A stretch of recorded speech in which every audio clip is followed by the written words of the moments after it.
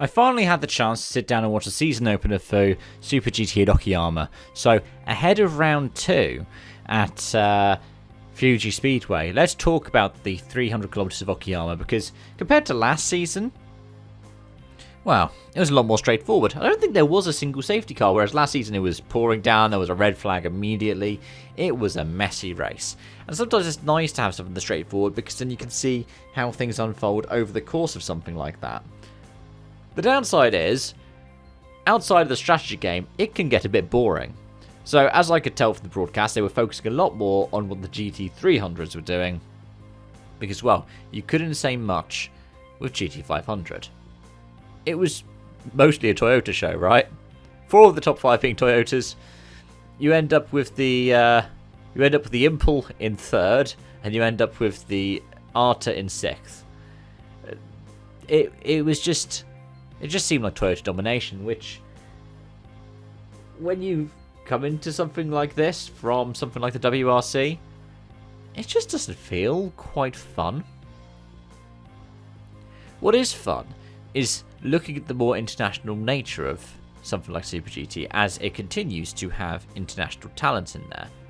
This season, for example, you have Daniel Kvyat driving a Lamborghini, the J-Lock Lamborghini, the number 88.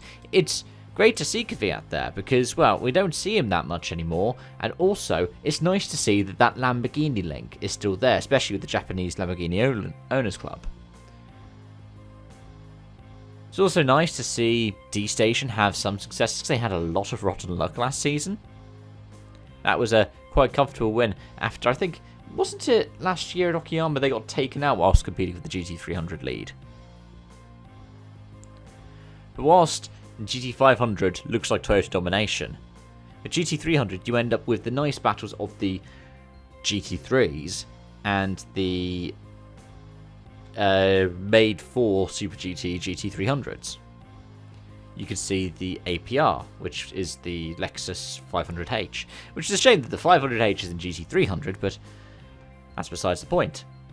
But you get to see this nice spread of competition between GT300 and the GT3s that are adapted for GT300. The question is, essentially, when you look at the GT500s, what could be done about it? Should something be done about it? It's a shame when you look at the Honda Preludes, which do look pretty cool. I like them. I'm not too sure whether I prefer them over the Civic. I'll have to give it time for that. I'm also not too sure if I prefer either of them over something like an NSX. But again, we need to give it time. It's a shame that I get it's a new car, but the new car isn't right up at the top out of the box, or the pecking order hasn't seemed to change that much.